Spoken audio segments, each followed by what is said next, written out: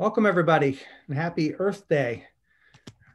The sun is playing with my face here, so apologies. Thanks for joining us. My name is Bernard Prusak, and I'm the director of the McGowan Center for Ethics and Social Responsibility at King's College. As probably most of you know, King's is a Catholic liberal arts college sponsored by the Congregation of Holy Cross. King's is located in Wilkes-Barre, Pennsylvania, which is the northeast corner of the state. This is the 9th of 9 spring semester events and 19th rather of 19 academic year events hosted by the center and serving the King's community and friends of the college. Special thanks to the many of you who have attended a good number of those events, and I think some of you have even attended all the events. So great thanks to you. Thanks now to our panelists for our event on environmental ethics in theory and practice. We have 4, and I'll introduce them quite briefly in order of presentation. Greg Bassham is Emeritus Professor of Philosophy at King's, where he taught environmental ethics for more than 2 decades. He is the author or editor of 11 books, including most recently Environmental Ethics, The Central Issues, published in 2020, The Bedside Book of Philosophy, published already this year, and Critical Thinking, A Student's Introduction, the 7th edition of which is forthcoming. Greg retired, has it been 3 years ago or so now? And he produces, as I told the panelists, the new book, I don't know, just about every 3 months. I think I told the panelists every 8 weeks. It isn't every 8 weeks. It's a little slower than that. So he's been extraordinarily productive in his retirement. Tara Mangan is Instructor of Environmental Studies at King's College, where she's taught environmental courses since 2012. She advises the Environmental Club and is involved in the Campus Sustainability Initiative. She's also currently pursuing an EDD in Sustainability Education at the University of Wisconsin-Stevens Point. Matt Eaton is Assistant Professor of Theology at King's. His research focuses on religion and ecology in conversation with continental philosophy and ethics, especially the thought of Emmanuel Levinas. He is co-editor of 3 books, including Encountering Earth, Thinking Theologically with a More Than Human World. He has published papers on post-humanist ecologies, environmental theologies, and animal ethics, and he is nearing completion of a book entitled Incarnate Earth, A Naturalist Christology. Last but not least, Tabitha Sprau Coulter is Assistant Professor of Civil Engineering at King's. She previously worked as an energy modeler for Reese Engineering and as a mechanical engineer for Kling Stubbins. While pursuing her PhD in architectural engineering from Penn State, she was an NSF grant recipient and was involved with the Consortium for Building Energy Innovation. As a campus sustainability coordinator at King's, Dr. Sprau Coulter is currently working with undergraduate research students to help identify and implement energy conservation measures and sustainability initiatives on campus. Thanks to the 4 of you for joining us. So this event's being recorded. Recording will be posted on both the McGowan Center's YouTube channel and Facebook page, and I'll send the link to all registrants probably sometime tonight. Each panelist will speak for between 5 and 10 minutes. I think I told each ideally 7 minutes, so something like that. They'll then engage one another in discussion, and next we'll turn to Q&A. I'll moderate the Q&A, but helped by a King's student, U.S.A. Eaton, who is a senior environmental science major with minors in chemistry, biology, and geography, and the president of our environmental club. And she's also an ice hockey player and all the free time she must have. For Q&A, use the chat there at the bottom. It's set so that you can chat only with co-hosts. There are 6 of us, but send your questions to me since our panelists will be talking with one another and answering questions. So send your questions to me, Bernard Prusak, through the chat, or to U.S.A. you could do too, and she'll take a look and we'll do our best to introduce all those questions into the mix. Okay, so that's how we'll proceed. Again, Greg will talk first, and then Tara will follow, and then Matt, and then finally, last but not least, Tabitha. So thanks again for joining us, everybody, our audience, and thanks especially to our panelists. Take it away.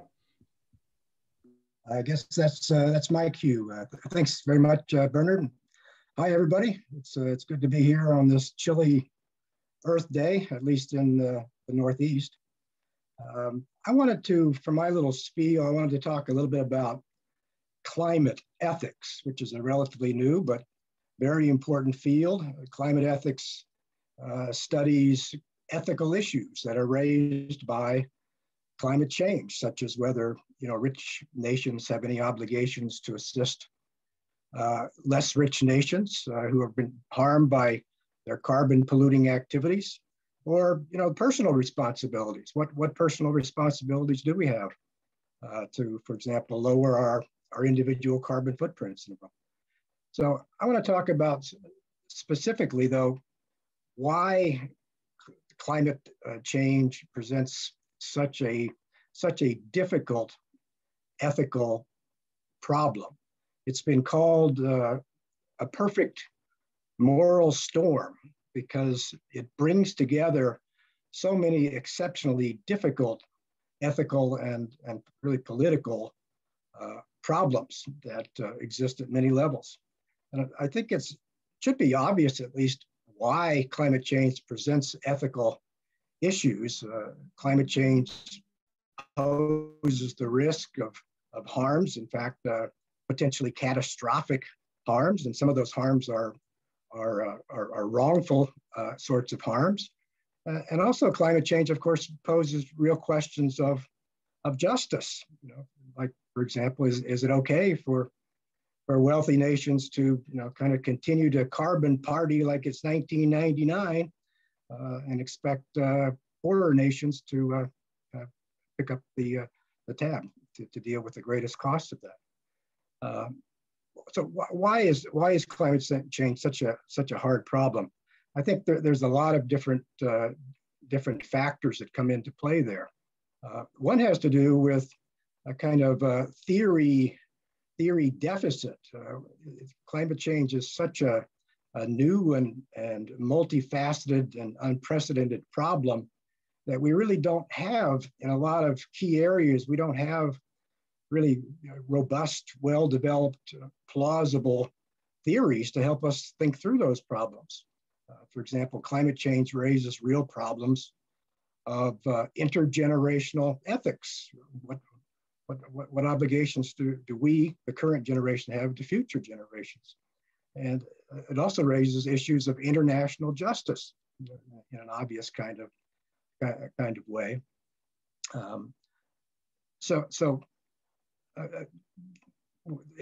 There's a theory kind of gap that needs to be filled. But in addition to that, and really more fundamentally, there are a number of reasons why you get choke points that really have prevented us from dealing with climate change in any kind of adequate way.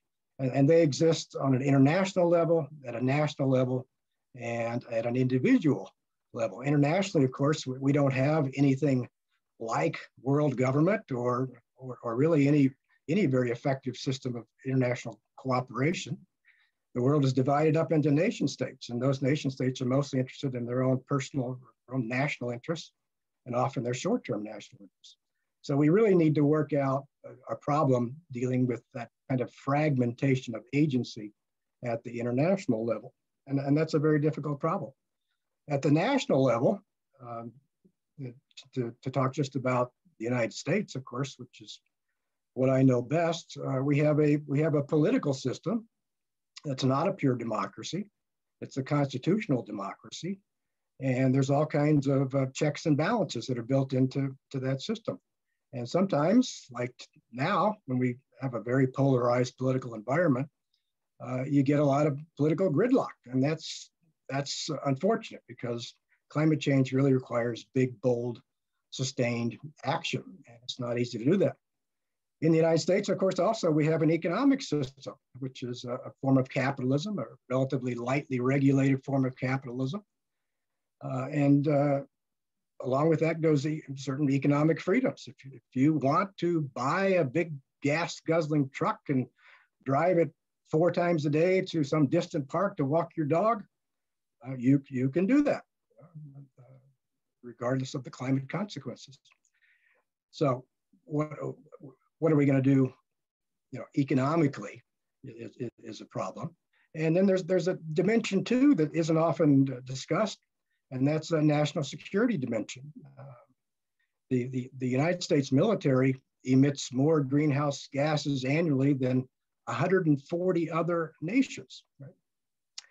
But what are we going to do about that? Are we going to mothball all of our tanks and our planes and our naval vessels and so forth? That's not very realistic, of course. So how do we handle that part of the equation? And then finally, there's the individual problem, and there you confront really serious and fundamental problems of human nature. It's been said that human beings, ethically, when it comes to ethics, we have a Stone Age brain in a modern skull. One of the problems with climate change is it doesn't really trigger any of our natural threat detection responses. Climate change is a slow motion disaster, and we're just not very good at dealing with those kinds of issues. Also, our kind of natural instinctual ethical responses aren't triggered very well by the problems of climate change. We're kind of hardwired by evolution to care most about ourselves and our family and our immediate social support system, kind of our kin and our tribe and so forth. But climate change, of course, poses a global problem, an international problem. A lot of the harms that result from climate change are distant in time and space. So it's easy for us to not get engaged ethically by climate change. I think any really adequate solutions to climate change should try and keep three things in mind. I know my time is running out. I'll try to be brief here. But first, I think it's important that proposed solutions really work with human nature rather than fight it. Some of the proposals that you hear are awfully utopian, it seems to me. And they're just not going to be able to gain the kind of political buy-in and the kind of sustained support that's really necessary to fight it effectively. I think it's important too to avoid kind of extremist rhetoric and kind of radical proposals that really alienate people. I think this is a problem to some degree with the Green New Deal, which I'm broadly sympathetic with, but to a lot of people it begins to look like a kind of a progressivist wish list, for rapidly transforming the United States into a kind of Scandinavian, social welfare utopia. And again, you're not going to get the broad buy-in with that kind of proposal. And then finally, I would just urge people not to succumb to despair. I see a growing number of people in the climate movement who have basically given up hope. They have, as far as they see it, we've lost the climate fight. It's over. We're doomed. We're on the Titanic. We've already hit the iceberg, and now we just have to wait for terrible consequences. But in fact, I think there are many promising signs. There are hopeful signs, and there are a number of new books out there, like Bill Gates's current book, that are actually fairly hopeful. Gates does a nice job of pointing out a lot of the positive things that are happening now in terms of climate fight. I think despair can be paralyzing, and paralysis is not what we need at this urgent juncture in human history. Thank you.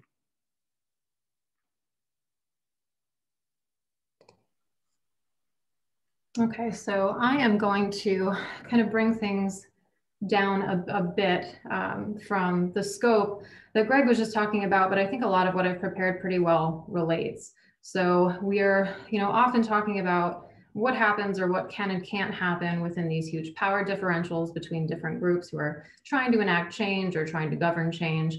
But I'm assuming that most, if not all of us, are here at this specific event today because some of us want to do some kind of good, make some kind of change.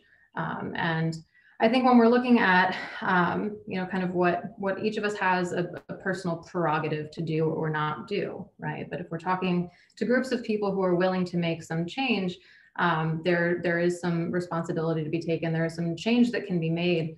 And I want to talk about what some of the obstacles are to well-meaning people when it comes to making those changes or pursuing new behaviors. And I want to point out that we use the word sustainability a lot now without maybe paying good attention to what the definition of that word is. And it really harkens back to what Greg was saying about our obligation to other people and future generations. So how do we take a look at what we have and use that, which is our prerogative, to meet our own present needs without compromising the needs of future generations?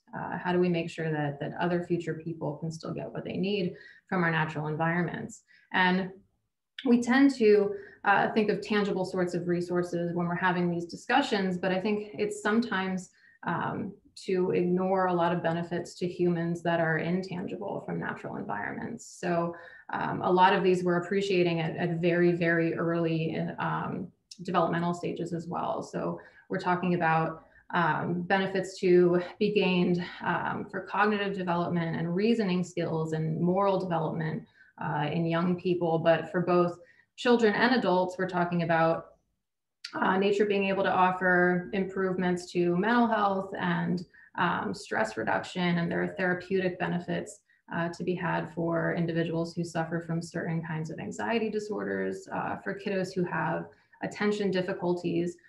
So the scope is huge in terms of what we're talking about being able to get from nature. And this is where it gets sort of interesting for humans, because we're generally a species that's well motivated by incentives or by positive consequences and outcomes. So why aren't these outcomes enough to kind of motivate better behavior? So if we know better, why aren't we doing better? Why do we consistently behave in ways that are degrading these natural environments? And I think that answer is not so much that we're outrightly refusing to do good, but more so that we tend to prioritize other things over what we could be doing. So I'm going to span a couple kind of modalities and perspectives here, but I've pulled out several things that I think serve as really relatable explanations as to why we do what we do or we don't do sometimes. And the first is personal resources. So we use words like convenience, and what we're often talking about is electing for things that take up the very least of our time or energy and effort or money. And very often those decisions kind of go against what sometimes our intentions are to be more pro-environmental. A big one that we're seeing that kind of spans age groups right now, at least for anyone who has some purchasing power, is fast fashion. So we know that companies who are creating basically bulk and cheap goods for us to wear are depleting our resources, they're exploiting their workers, they're filling our landfills. And a lot of us who do know that this is fact continue to kind of fall victim to these companies because of the inexpensive items and these really rapidly rotating kinds of trends, which you'll see some overlap in that idea of trends when I hit on what kind of goes on socially with some of these decisions. Distance is something else that Greg touched on, and sometimes it's accidental, but it's also something that we can kind of purposely use, even if we're not doing it consciously. If issues tend to feel, or if we can make them feel, as if they're far away in time or far away from us, they're affecting other people, not our people, or physically far away, right? Like most of us in landlocked Pennsylvania aren't on the daily necessarily worrying about melting sea ice. But any of these kinds of distance that we can make between ourselves and a lot of these issues can actually help us kind of discount the impact of our own behaviors or alleviate our own guilt surrounding these behaviors. It's a pretty faulty way of thinking though, because when we fall into this, what we really neglect to remember is that all of these systems that we're talking about are interconnected. So what humans are doing very often these things are going to have impacts far beyond ourselves as individuals and also as a species. And then I want to move to social influence, because although as individuals, this need sort of varies between people, we all have it. We're a social species. We can't ignore the fact that others influence the way that we behave. This one's interesting though, because we can use it to our benefit. So while we're constantly collecting data as to what other people are doing and kind of using that to gauge what we think we should or will be doing, this can kind of hamper our efforts to change if we notice that it's something that might end up alienating us from one of our groups. But we can also use that as kind of a lever. So if someone is willing to be the person in the room doing something pro-environmental that the rest of the group isn't doing, it gives that behavior an opportunity to start diffusing to other members of that group. So when we look at people who have some visibility on college campuses, this can be a really useful tool for student athletes and faculty and staff, RAs, club officers, to harness this phenomenon and say, how do we make some of this stuff more visible, to basically give people social permission to do it themselves.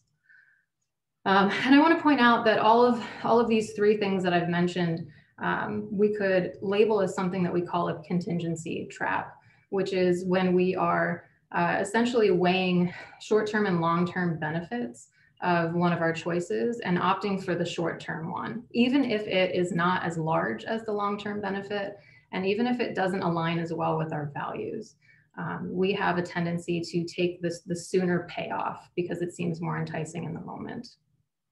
And it's important that I emphasize, and very last thing, because I know I'm hitting time as well, we're not victims to these phenomenon. They don't dictate the things that we do. We still have total agency over the people that we are and how we choose to live.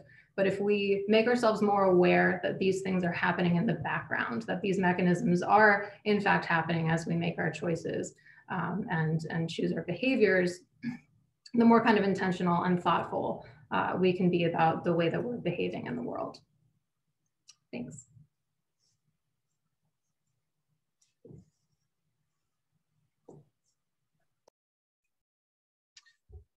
Okay, I want to talk about compassion today in the origin of ethics. So this paper, I guess, would be called On the Basis of Ecological Morality, Schopenhauer and Francis. So we want to address the moral significance or the basis of morality, explore whether the dignity of a thing, a creature, creation is inherent and intrinsic and thus proper to the thing itself, or relative and extrinsic, and thus dependent on an outside sovereign power. In other words, does the more than human express its own authoritative moral foundation within its desire, its voice, its will, its face, or is moral significance relative to the gift and judgment of another, a sovereign power outside of itself, whether God or the human?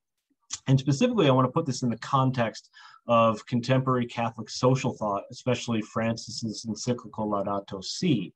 Because while I think Francis wishes to embrace the intrinsic moral significance of things, I'm not convinced Laudato Si is able to successfully articulate this vision. So despite the desire to see things as inherently significant, Laudato Si appears to always return to extrinsic, theocentric, and anthropocentric bases for morality. And I think there's problems with that, in that they reduce ethics to egoism and erode the dignity of creation and creatures, and hinders any attempt that we might have to overcome our tenuous relationship with Earth. So I think environmental ethics must clearly locate the basis of ecological morality in the will of things themselves.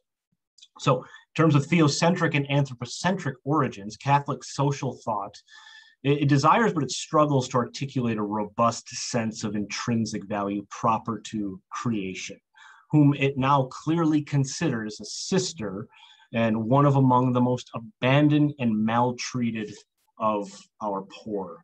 So in Laudato Si, Francis writes, "It's not enough to think of different species merely as potential resources to be exploited while overlooking the fact that they have value in themselves." So it's very clear there. "Each year sees the disappearance of thousands of plant and animal species, which we will never know, which our children will never see because they have been lost forever. The great majority become extinct for reasons related to human activity. Because of us, thousands of species will no longer give glory to God by their very existence, nor convey their message to us." Yeah, I detect a problem with that description, which fits a broader pattern throughout Laudato Si.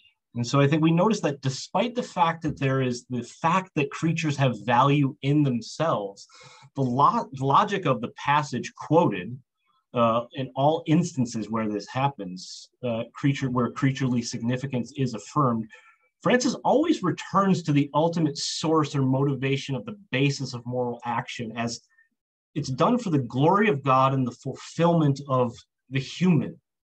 The loss of species is lamented notably because creatures will no longer give glory to God by their very existence, nor will they convey their message to us.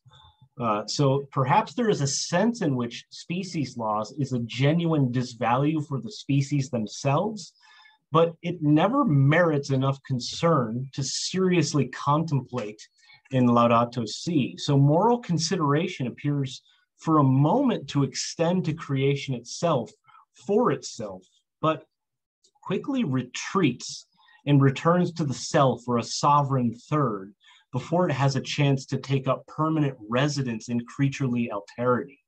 And I think this is indicative of a larger pattern found throughout Laudato Si. And I have more examples, but I think I'm going to skip those for the sake of time. Okay, and I think the problem is that the ethic demanded there is not explicitly concerned with caring for creation and creatures as an end in itself, but as the purpose clauses in all of these passages make clear, the purpose is to show reverence for God and to not ruin the foundation of our human ecology. We witness a recognition of a willingness to consider dignity proper to things, only to retreat to a more sovereign basis and motivation for morality, rooted in theocentric and anthropocentric ethics that avoid the controversy of sounding too biocentric and apparently pagan. And maybe I'm being overcritical of the articulation in Laudato Si, but the appeal to intrinsic value, I worry, is constantly eroded because the more than human is never listened to or cared for outside of the context of divine glory and humanist utility.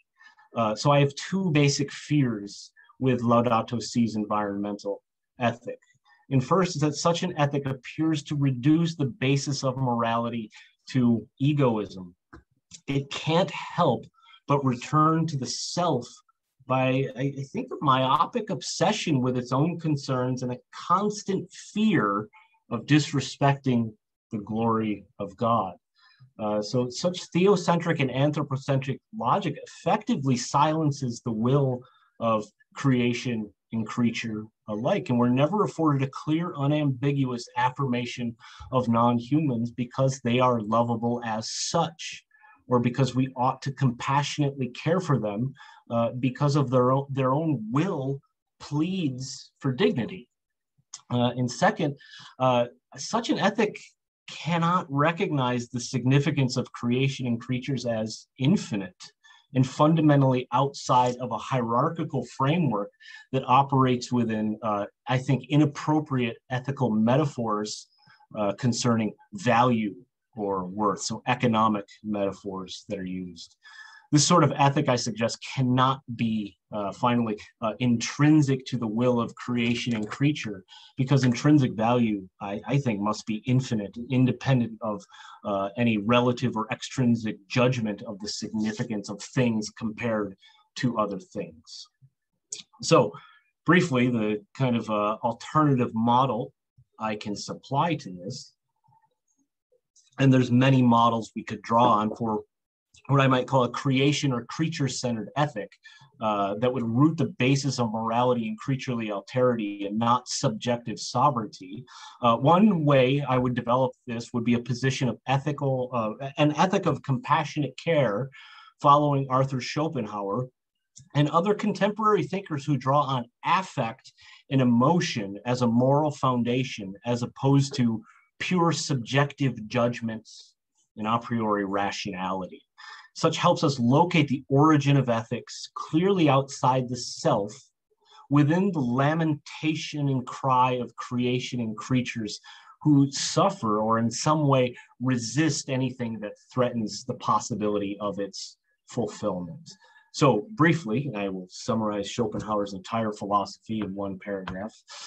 Schopenhauer's ethic is rooted in pathos, compassion that is the basis of a morality and originates outside of the self and is passively felt in our relationship with others.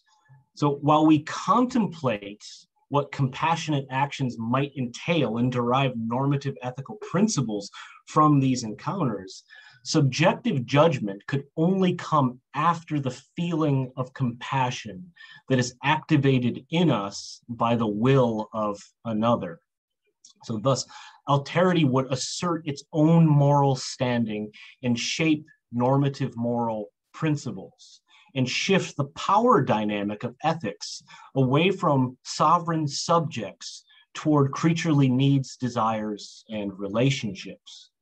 The basis of morality for Schopenhauer lay squarely in the will to live, to be, and to become, which is found literally in everything that exists, animal, vegetal, elemental, and otherwise. Such a will desires to be fulfilled in its own particularity and resists anything that directly threatens such fulfillment. And any motive for ethical concern other than compassionate care for the will that aims to help another for its own sake annihilates the moral worth of an action. So compassion, an affective as opposed to a rational phenomenon, occurs, Schopenhauer says, by my feeling it as well, feeling it as mine, yet not in me, but in another. And this avoids egoism through an event of substitution that trades egoist desire for the will of another, to the point, Schopenhauer says, that the total distinction between me and the other, on which precisely my egoism rests, be removed, at least to a certain degree. And so alterity becomes the ultimate end of my will in the everyday phenomenon of compassion.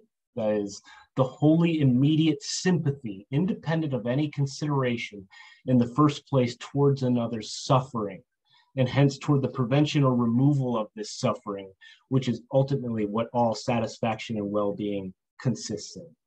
So this compassion alone is the real basis of all free justice and genuine loving kindness. And such substitution, I think, is lacking in Laudato Si, and consequently a compassion extended to Earth itself, its biosystems, and its creatures. So I just end with a brief suggestion, contrary to, I think, what would be some of the fears in Catholic social thought.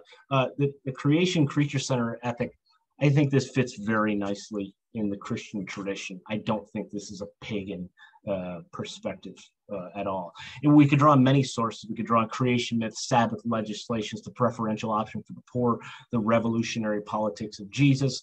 But I would just want to end with a text indicative of how some early Christians understood the compassion of Jesus to embrace the more than human. And this isn't a passage found in the canonical scriptures. It's from a rather obscure Coptic fragment that was recently found randomly in a library.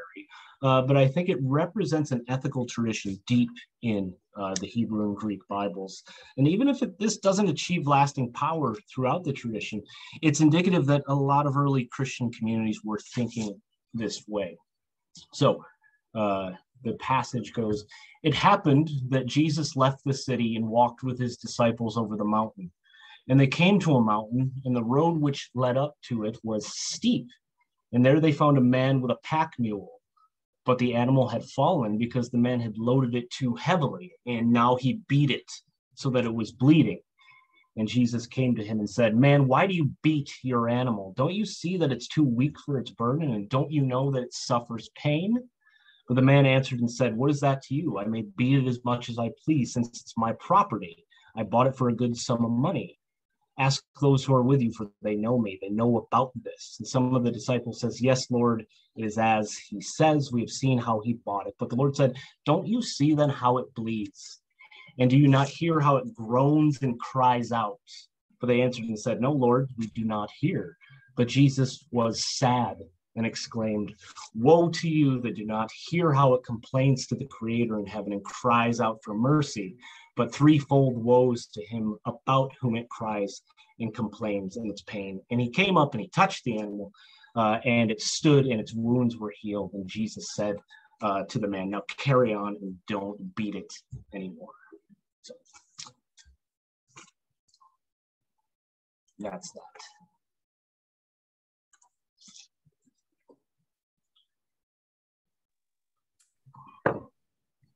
Thank you. So first, I just want to comment on how much I've enjoyed listening to all the other panelists. And you've been covering these really important, interesting aspects of environmental ethics.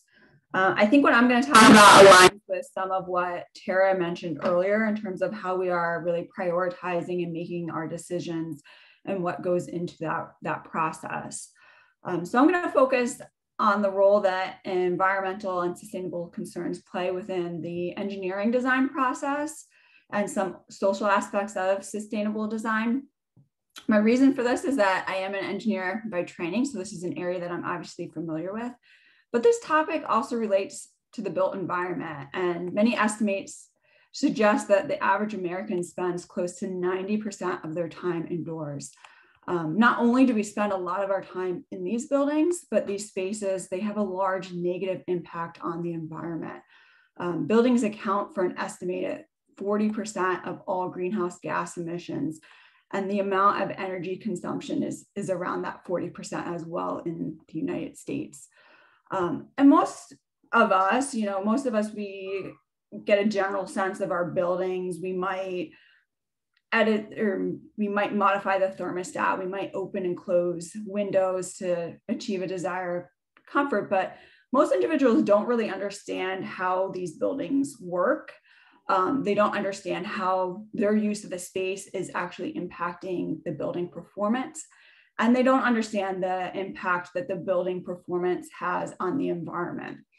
One somewhat unrelated, but I have found it interesting over the course of the last year, as we have tried to better understand and mitigate the spread of COVID. From my perspective, it's been really interesting to see the increase in these conversations and an increase in the desire to better understand our building systems, our building performance, and the building health. And I think it'll be interesting to see if these conversations continue once the pandemic is over. So while I was working in industry as an engineer, I spent a fair amount of time on projects that had sustainability targets and on projects that had these elevated energy efficiency goals. And I will admit, I did see a lot of innovative approaches to building design, and I worked with a lot of really talented, highly knowledgeable people. But I also saw a lot of convoluted approaches to addressing sustainability and environmental issues. And I say that issues because in many cases, having these sustainable components of the buildings was often viewed as an issue. It was often viewed as an add-on, as a bonus, as an obstacle. And I witnessed teams that would produce designs that on paper would meet the sustainability targets, but once they're actually occupied these spaces, those buildings, they would have the same, or in some cases, even an increased environmental impact as a traditional building. Some of this was due to a lack of understanding of the building technology.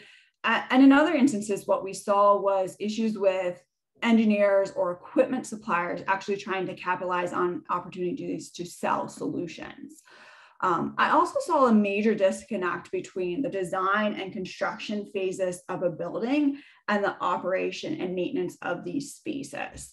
So this is an area that, if we had this improved understanding of some of the social components, we had an improved understanding and respect for our ethical obligations, we might be able to have more beneficial results from these sustainability targets. So I want to highlight 3 key concerns that I've noted within how energy efficiency, design, and sustainability works within the engineering industry. And as I'm talking about the engineering design process, I am speaking primarily about engineering in the context of our building systems and that built environment. So the first is how sustainability and energy efficiency design decisions are actually being made. The second is our current design codes and standards that we're following. And then the last is the social aspect and our actual accessibility to these initiatives and the resources that have the reduced environmental impacts. So first, in terms of the design decisions, I've witnessed on projects where our energy models and our sustainability plans are being created retroactively. So they're being created to check a box to say that we did this, and they're also being created retroactively to justify and support design decisions that have already been made, rather than being used to make more informed decisions and develop more innovative design solutions. And this is really problematic for a few reasons. First, in practice, this actually is creating an extra step and it's using more resources. And often these resources, they will have little or no added value to the project. The second is that if we're using these models to justify rather than to make more informed decisions, it's going to suppress those opportunities for our design teams to explore more innovative and potentially beneficial design solutions. As an industry, there definitely has been some improvements made to build stronger connections between our anticipated building performance and the actual building performance. That has helped, but there still is a disconnect, which is resulting in inefficient buildings and disappointed clients. On a social side, that idea of having these disappointed clients and these disappointed building occupants can be really problematic because it can result in them not seeing the value in pursuing these sustainability projects in the future. The next concern I mentioned was with regards to our codes and standards. So engineers, we have to follow specific codes and standards as we go throughout the design process. But they also have to look at additional factors and considerations, such as the function and the cost. I do recognize that it is a balancing act there, but for me, when we know that our buildings can be more efficient and they can, and we are not designing them in a way where we're trying to maximize efficiency or minimize environmental impact, for me personally, that starts to raise some questions about whether or not we're doing enough. And I think that's where, I said that I overlap in some ways with some of what Tara said earlier. Why are we not prioritizing this more? Why is this not something that we're pushing harder in terms of the industry and how we're going with our built environment there? So for me, that really raises the questions of whether or not engineers should be pushing harder. Should we be seeking more opportunities to exceed these minimum requirements when there are definitely opportunities out there to do that? There are some incentive and certification programs in place that are helping to support and to acknowledge these sustainability goals, but we are still seeing them as add-ons, as bonuses, not as a necessity. And why is that happening? Why do we not view these as more of a requirement and a necessity throughout that process? The last thing that I wanted to talk about is the social aspect of sustainability. In terms of the building industry and from an engineering perspective, early sustainability efforts really focused on that environmental and those economic factors. It's interesting because what actually got me more interested in sustainability is more of that social component. So I became interested in sustainability, and actually I became interested in engineering through volunteer work that I was doing with at-risk or underserved communities. And a major issue that I observed throughout these opportunities, and even when I was working in industry, is that many of the design options that lead to mitigating these negative environmental impacts, that lead to having these reduced operating costs, which is something that those at-risk communities could really benefit from, they come with a large initial price tag. So they become inaccessible to those communities that really need and could really benefit from them. I also noticed that simply designing and installing these technologies is not going to solve any of our concerns. And what we sometimes see is that we build these buildings that have this technology in there that nobody who's actually going to use that technology, that building, really understands. So they're never going to be able to actually use and benefit from those building features. And I find this problematic. You know, I think that there's definitely ways that we can overcome that. But again, it goes back to how are we prioritizing our time? How are we making those decisions?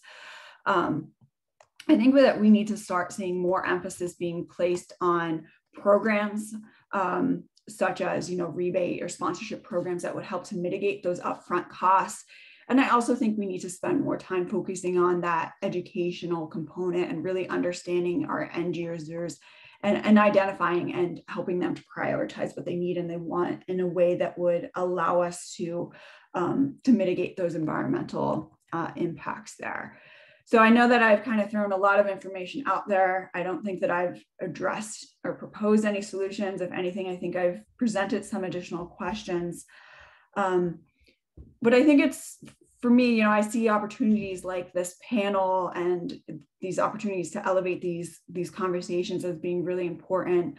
And I hope that from, you know, this panel and similar conversations, we can continue to look for different possible solutions and ways to begin to address these environmental concerns, because there definitely is not one way to address these concerns or one ultimate solution that we should all, you know, be following there. So I think I'm at my time. Wow. Yeah, perfect. I think that was exactly 7 minutes. So thank you very much to all four panels. You gave us a lot of rich material from four different disciplinary perspectives. Jose, do you want to join us again? So first, before we hear from Jose and see if she has any questions, I wonder if you have questions for one another. I mean, there are some rich connections that we could make. So what do you think? Any responses to one another, please? I mean, Greg started this off, but I think everybody could speak to this. And it's, you know, we're talking about problems that are incredibly significant, especially when we recognize the systemic connection to all this. And a lot of students are listening. And one thing we really struggle with is how do we actually avoid despair? These problems are overwhelming. So this started with Greg, but like, so how did you, you know, when you taught, like, motivate your students to avoid despair? But I would like to hear from the others as well. Yeah, you know, I think the kind of pervasive despair that we're seeing today is something relatively new. Back when I was teaching, I think we had a more hopeful kind of attitude. But you know, there's just so many depressing stories that we're barraged with on a daily basis about how we're losing the climate fight. But you know, there are also some very promising things. I think you know, the old climate denialism crowd has largely thrown in the towel. There really is a lot of buy-in at the international level. You know, the Paris Accords were not enough, but they were a promising step. And there, as Bill Gates talks at great length in his new book, there's all kinds of you know, very promising technological research projects that are now in the pipeline, including, you know, some new generation nuclear plants that are much safer and cheaper, and, you know, all kinds of new technologies for raising the possibility of actually you know, pulling carbon out of the air with what's called direct air capture. We actually have the technology to do that now. It's you know, it's very expensive, but you know, there actually is an operating plant in Switzerland where you have a bunch of you know, a bunch of machines about the size of a car that are actually pulling CO2 directly out of the the atmosphere and burying it underground. You know, to scale that up would be quite a job because we're pumping 51 billion tons of carbon into the atmosphere every year, and you know, storing that deep underground would be quite a challenge. But you know, whichever nation succeeds in being the leader in terms of developing clean new technologies is going to dominate the 21st century economy. And so there's tremendous incentives out there to engage in the kind of research projects that are necessary to win this fight.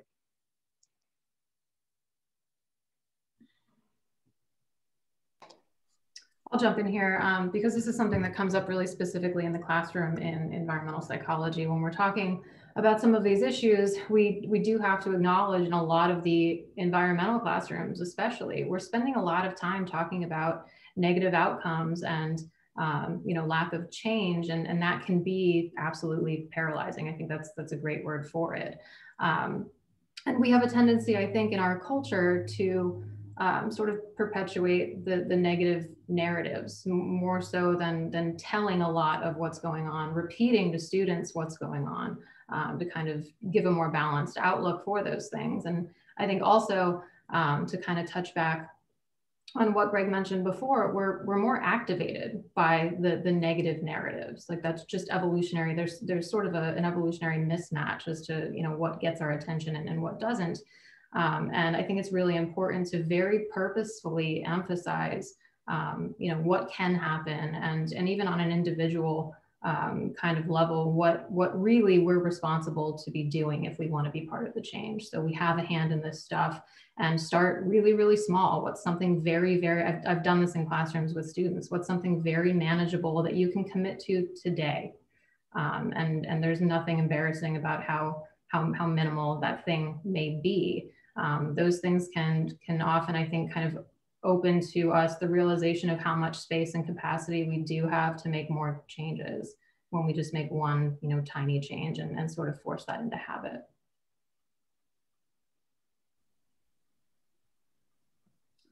Yeah, and I'll just add, I think that some of that is, I agree, we're kind of in this culture where we do have a tendency to focus or to be most alerted by the negative. And it, you know, I don't think I did a good job of stepping back from that with some of the stuff that I was saying and you know, my contribution.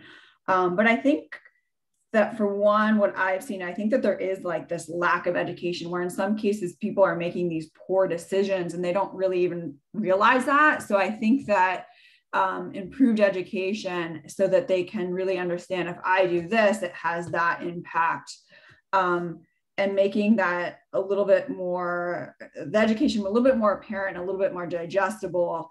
And then I also think that proposing ways for individuals to get more involved and also having that tied to a direct impact. So what is the impact of that? Because I think just simply saying, oh, you should do this, but them not really understanding the implications of if they change that particular habit.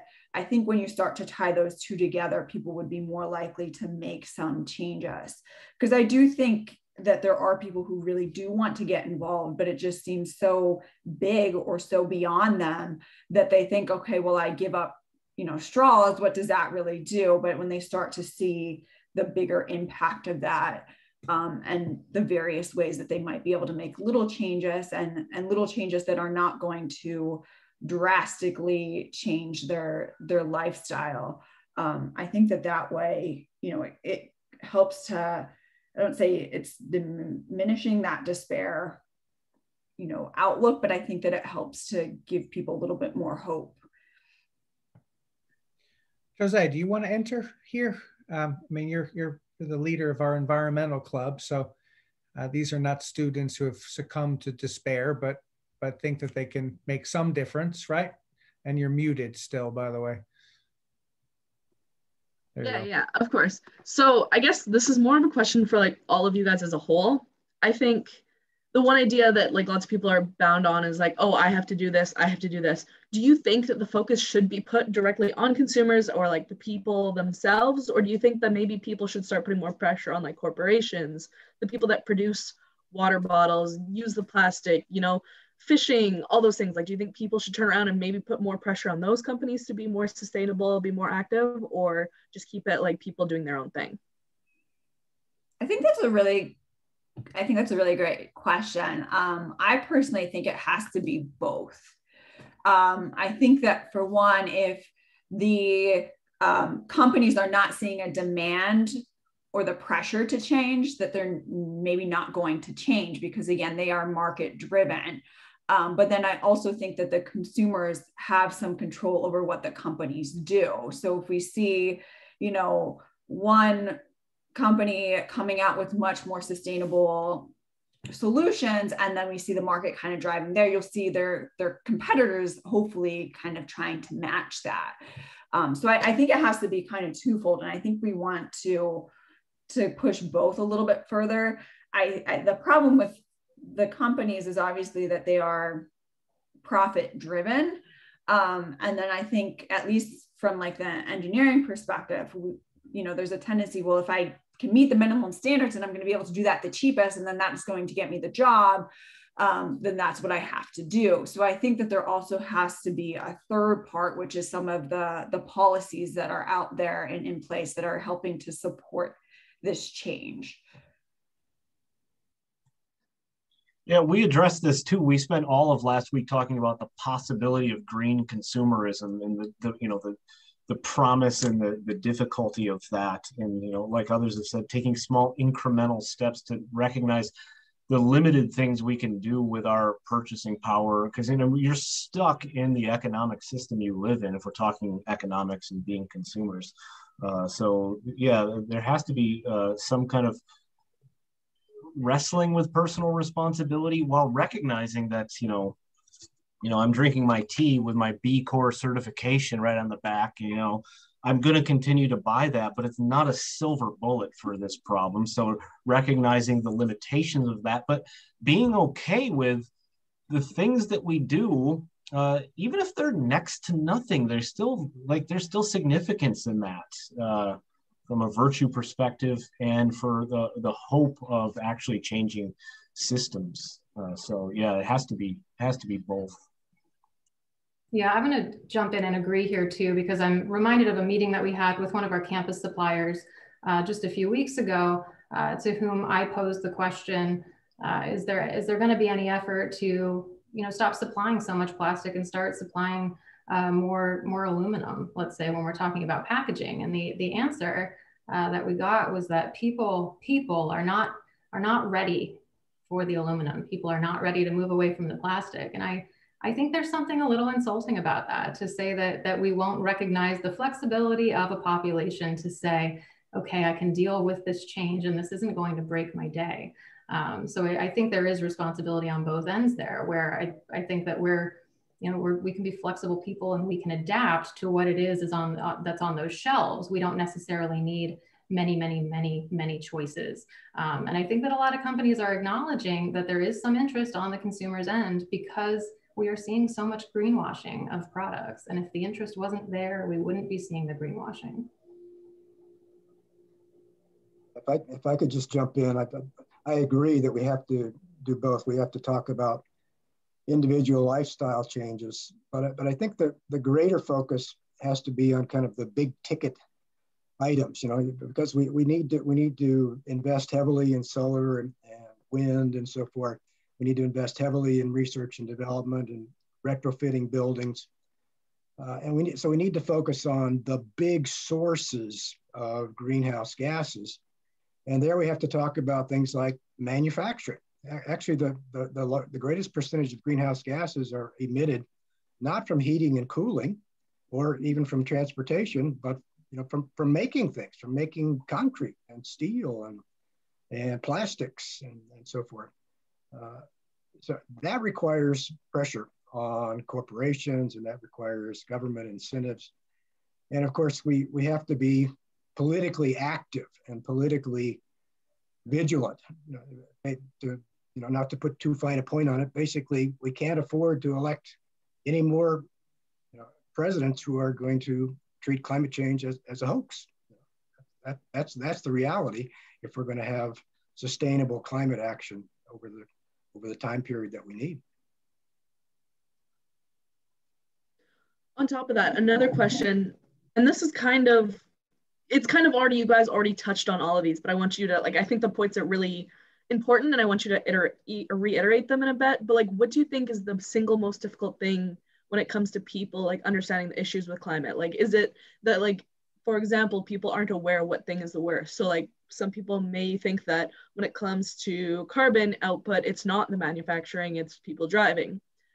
Where do you think those faulties lie? Is that the biggest problem, that people aren't getting the information they need, or they're misinterpreting it, or they're just refusing to listen?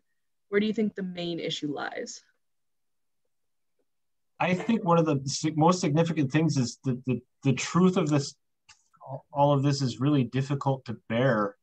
And so, as a society, we collectively ignore a lot of the things that we could do to change. Because you mentioned driving and the use of fossil fuels there, and that's a big problem. But we do not talk about the consumption of meat as the principal, if not perhaps the principal driving factor for contemporary climate change, because of so many mitigating factors that go into intensified production of animal products. But it's a really difficult thing to talk to. I mean, I addressed that after 12 weeks of having students in the classroom, and we're all comfortable enough to ask tough questions and address these things. So I think a lot of it is addressing this hurts, and it costs a lot of us. So there's an affective dimension there. It's not easy to address. I also think that most of us are in somewhat of a privileged situation where we don't directly feel these impacts. So we know that it's a problem. We know that our buildings are producing all this greenhouse gas. We know that we're driving cars and they're not good for the environment, but we're in a position where it doesn't feel like it directly impacts us maybe. And then, and kind of to complement that same comment is that we don't know, we don't fully understand that by changing some of our behaviors that we could be mitigating those, and that we don't see, if we do change our behavior, we're not directly seeing the benefit of that. So I think some of it is just really, there isn't this way to really visually see. And I think that can make it hard too. Yeah, I think that's absolutely right. And I think a lot of these things, meat being a great example, are really, really nuanced, kind of complicated topics. So to even throw one out on a day and say, this is the correct thing to do, this is the incorrect thing to do, or we're really leaving out a lot of the important things of those systems that we're, maybe drawing upon too heavily or ignoring. And I think it becomes problematic when we're talking about education because of the time and effort demand of individuals to really sit down and go down some of these rabbit holes. It on a lot of days really is, it just feels better to kind of take the thing that already aligns with what we've decided and makes us most comfortable. Thanks. And Jose, I want you to keep asking away. Let me bring a few other voices into our conversation. So I apologize if I mispronounced names. Kayla Penzone, I'm going to unmute you now and please ask your question. Hi, everyone. So my question is kind of towards Tara, but anyone can answer it. So you mentioned nature and mental health and the significance between those two. Are you aware, or do you know of any current studies are going on to show this connection? And if so, are there any positive outcomes from the studies being done? Yeah, so this is actually not a very new field, and there are plenty of examples depending on what specifically you'd like to look at. I mentioned anxiety disorders prior. There's also been very specific work done with kiddos who have attention difficulties in terms of being able to go out into nature and basically just let their attention kind kind of spread, not having to focus on a specific task, and the benefits that these things can have. And there are many not very new wilderness therapy programs that are utilized sometimes in place of what we tend to do in just indoor, substance abuse or dependency rehab. There are a lot of programs that are drawing upon what we've known now for a couple decades in terms of the benefits that can be found. And I've got, I think from Cornell, an entire book that they put out last year, basically on a very short, digestible kind of reading of how college students specifically can benefit from green spaces and natural environments in terms of how it can help cognitive abilities and attention and restoration and stress reduction and things. So it's out there and quite a bit of it, depending on what it is you'd like to look at. Kayla, I also know in terms of like the building environment, they've done a lot of studies on this topic as well. Most people don't realize that our buildings have between 2 and 5 times the concentration of pollutants as outdoors. But they've done a lot of research, both in the context of hospitals and then also looking at office spaces. And what they've seen is improved indoor air quality, a reduction in those pollutants, and the access to green space for hospitals has resulted in patients recovering at quicker rates. And then in office buildings, it leads to more productive employees. And also it seems to have an impact on employees, calling off. It seems to positively impact their performance when they're there, but also have them be there more consistently. Joe Sudano, why don't you ask your question? I've asked you to unmute. I think you should be able to speak now. In regards to President Biden's very ambitious plan, and as part of his infrastructure plan to convert the fleet of government vehicles to electric vehicles, what a great statement it would be if locally we could do something like that. I don't know how possible it would be, but even something as small as King's shuttles being electric vehicles, I think would really say a lot. I don't know if anyone on the panel is able to answer that, but food for thought.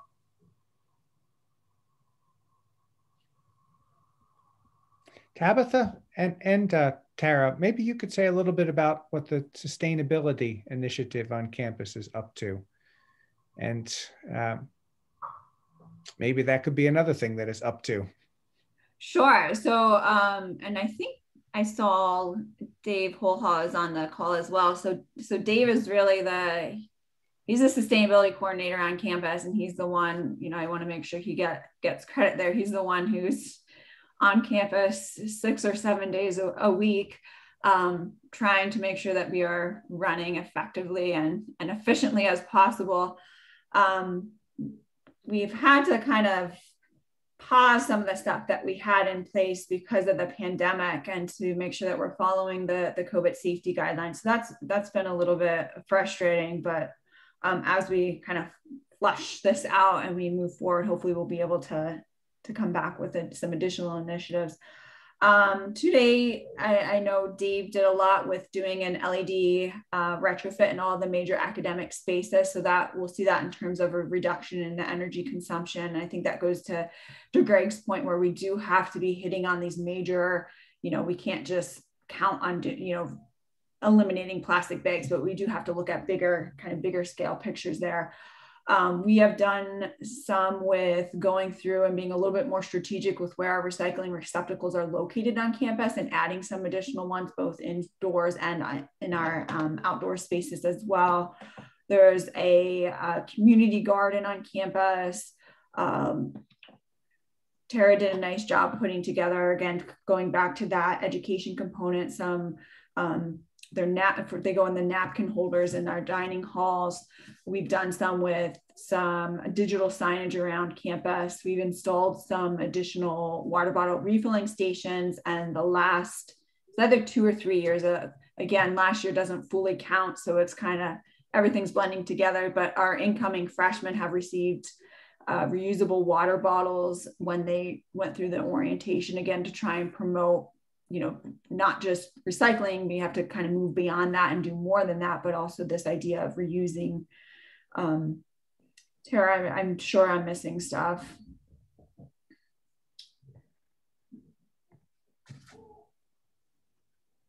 I can't remember if you mentioned this, but there's the compost bin on campus too that the dining services used to do. Thank you. Yes, we also have the compost bin and dining services. They've, I'm glad you mentioned them too. We've been working with them as well, and they've been using different, they have some systems in place where they actually monitor and they'll keep track of, okay, on a Wednesday in April, that was really nice. We used X amount of potatoes, so that they're being a little bit more strategic with how much food they're actually producing so that we can kind of reduce some of that food waste. So they've been doing a lot of work in that area. We've really been trying to look at and branch it out and get as many groups and as many individuals on campus involved. Because I think that's really what we need, is we really need that community involvement and that community buy-in to have, you know, a substantial impact. Where is the compost bin? Because my refrigerator is full of compost and it's disgusting at this point. So can I bring that in? There's two. There's one that's by the Cheval Center. Okay.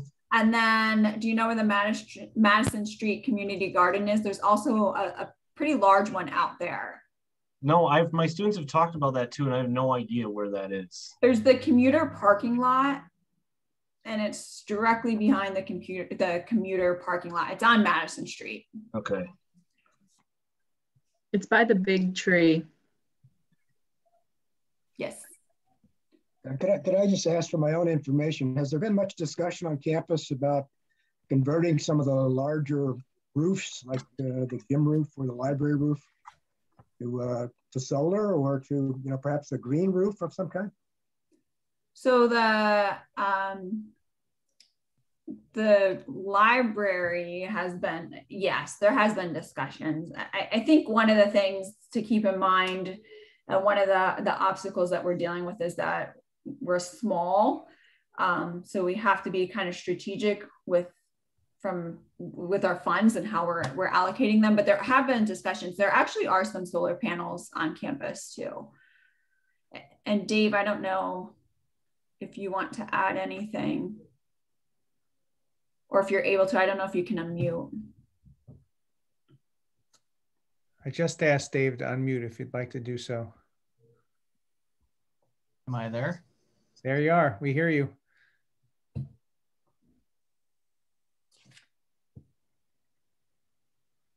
But now we don't. Muted again. Can you hear me now? Yes. Yes. Oh, great. Yeah, Tabitha did touch base on most of the things we've been working on.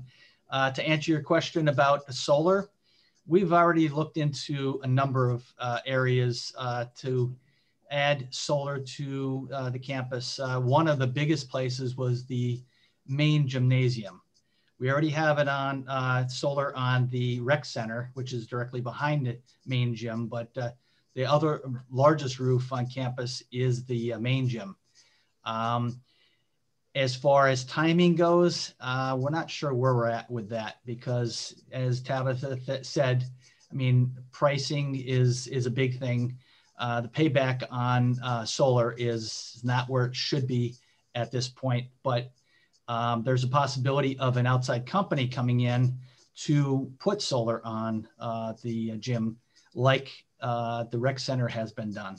So we didn't have to put out any capital for that, and we buy the power from them. And a couple other places like the library roof is not a good solution for solar, because of it gets shaded from SF Hall throughout parts of the day. So a couple other areas, that the campus center, there's a smaller roof there. You can put solar on there. We've even talked about possibly putting solar over some of the parking lots where they have a partial, like a canopy over, you know, some of the parking spaces, and then they put solar on there. So there has been talk about a number of areas on campus. Thanks, Dave. Sure. I'm going to give the last question to George Ambrose, since George sent me some questions in advance of our panel, and I'll let him decide what question he wants to ask. So George, you should be able to unmute yourself. Thanks. I first want to thank King's for calling this convocation, and especially on Earth Day, and it's been a worthwhile experience to participate in. I am an alumnus and am now involved with environmental education. I'm a nationally certified environmental educator, and I'm on the board of directors of a community environmental center in Philadelphia. So I was looking for questions about the church, about business, and about individuals, but I think I'm going to roll it into one and maybe ask Josie, because there was a question asked about nature RX, the curative importance of nature, and we've used that as a way to help students cope with depression, and it's something, even the experience of engaging students in gardening has helped. So a book like The Nature Fix by Florence Williams is a great overview for the listener who asked about what they could read more about. And Forest Bathing by Dr. Quinn Lee talks about the international aspects of nature healing. So I think that King's needs to look for ways to get its students back on campus and deal with the whole reaction to this pandemic, and how we adjust that way. And nature is a great gateway. And I don't know if Josie is doing any nature RX. We do it with a community mental health center for adolescents. We do it with veterans at a VA branch, and we do it with some individuals when we form impromptu groups. So I'm wondering what could be done with nature RX going forward at King's. So on my side of things, with the environmental club recently, we've kind of just restarted it. So that was something that had disappeared for a bit, and we just wanted to restart it because it was there my freshman year, and then just with everything, it kind of shut down. So we've been trying to help by doing environmental things and like working with the community garden, having people to volunteer to do it. But as for that, like we haven't really been involved with that, but I do like the idea of like going out to the garden, doing those nature things, because personally, I love those things, and I know there's a lot of people in the club that do, but it's definitely something to push for in the next years to come with the club. I teach environmental ethics as a theology course, and we don't do this specifically. It's not a it's not psychological motivated. Well, it could be, but we do a virtue assignment where one of the options is to the students can spend 1 hour a week, more or less, literally just walking in the woods or gardening or tending plants. I have some students that are trying to rehabilitate plants, and the goal of that is to create some kind of a relationship, a connection to non-humans. So I mean, at least in that limited sense, but I mean, I've got 100 environmental ethics students this semester. So a lot of them are doing that in that classroom setting for 20% of the grade as a way to build, Aristotelian virtue in their own life. And they're journaling about that. And that's a major project for them. So that's one of the options and a lot of them talk about that, the clear mental health benefits of this, but then just connecting them with non-humans, creating that relationship too, is tremendously beneficial for not just them, but the biotic community, I think. I'll have this be the last question. It just came to me. Jose sent it along from Edward Hart. Since we're finished here, this is the last event of the Ethics Center for the year. It's the end of our panel on Earth Day. So from each of you, just really brief, what would you say is the single biggest action that a person could take coming out of this panel to help enact change or to reduce his or her footprint. So what do you want to say to people as they leave this panel? What might they think of doing? Well, if I could take a crack at that first, I mentioned earlier the importance of political activism, paying attention to politics and trying to support climate-friendly leaders. That's one thing, maybe the biggest thing. And to be honest, I know many young people are thinking about having smaller families, because if you're an American today and you're living and breathing, you're part of an economic system that is fueled by fossil fuels. And no matter how much you want to be environmentally friendly, you're going to be a carbon pump, for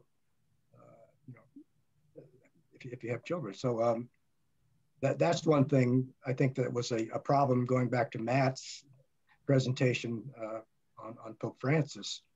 He kind of dismisses the whole issue of population, sees it entirely in terms of consumption. But population is a very real concern. I think it has to be. Thanks, Greg. Politics. Have less children. Although I don't like thinking of us as carbon pumps. But anyway. All right. Who's next? I can go. I think it's a great question, but it's also a very, very heavy, very open-ended question. So a little bit hard to answer. I would really push for everybody to find a way to make a change, to make a difference, to be part of the change that aligns with their personal interests or their personal knowledge and background. So I would really say, I don't think that what works for me is going to work for everyone else on the panel. So I would really advocate for you finding your spot and your opportunity. And I think that way it'll be easier for you to commit to it. And then the second thing I would say is to kind of push for more of those opportunities. I think that goes back to, do we have to be pushing the market, or can it just be the consumer? So if there isn't an opportunity, create it. And I think continuing to be part of these broader groups that are elevating these conversations is really important too, because I think it helps to facilitate ideas. I agree that it's a huge question. And I don't think there's a great standard prescription that's going to work for everyone. But I think a good start would be kind of getting a handle on your own overwhelm, and doing a little bit of looking inward, and asking yourself, why should you care? What needs to be done, and what can you do? And kind of use that as a jumping off point. But it sort of lets you examine these issues on certain levels and really decide what it is you have control over. I would say a really practical thing, and there's restrictions, there could be health restrictions, there could be economic restrictions, just the context of life, but a real practical thing, insofar as it's possible, eat less industrially produced meat. It is connected to compassion, and it's deeply connected to the ecosystems, the biosystems in which we live. So if you can eat one vegetarian meal a week, even though you do not become the ecological messiah by doing that, do it. There's value in that. Jose, do you want to add a recommendation? Honestly, there's no better way to put it but the fact that I agree with the idea that Tabitha said, where you need to find something that suits you. I took the environmental psychology class with Tara Mangan, and in that class I limited my water usage. Personally, now I try and eat dairy free, because it's good for me in the aspect because I'm lactose intolerant, so eating dairy free benefits me, but it's also beneficial for the environment.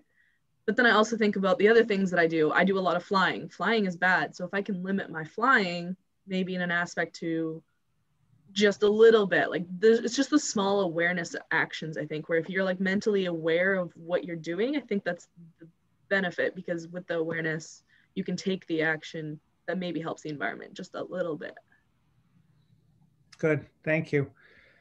I'm going to be confident that your panel has raised some awareness at King's. So thanks for this discussion. I'll send around the video, and I think I'm going to draw particular attention to your answers to this final question as well. A lot of what you said is really valuable, but it'd be great for people to think about what they might be able to do individually and as groups, right? Joining groups, paying attention to politics too, for sure. Thanks to our panelists. Jose, thanks for helping me with the moderating. Thanks for questions from our audience. And everybody have a good evening. Take care.